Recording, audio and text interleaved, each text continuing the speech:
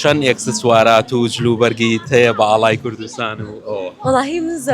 زۆر بەڵێ ئەرۆڵە چەندێک خوێندکارەکان بە جۆش و خرۆشەوە هاتن بۆ چالاکیە زۆر ئامادە بوو زۆر خۆشیان یعنی چالاکی جوانتریان لە مێشکا بۆ ئەوەی ڕاستی بن ینی کارەکانی هێشتان تەوزیل کرد لەناو باشە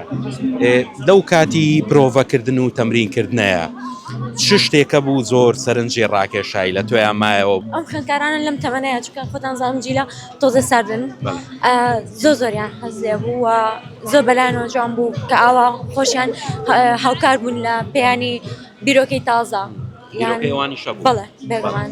خۆت چەند ئێکسسوارات و جلوبەرگیت هەیە بە ئاڵای کوردستان و وڵاهی من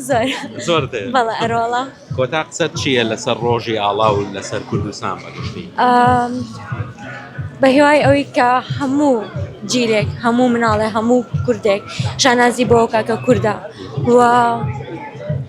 دڵخۆش بێ بۆی کە لەم نەتەوەیە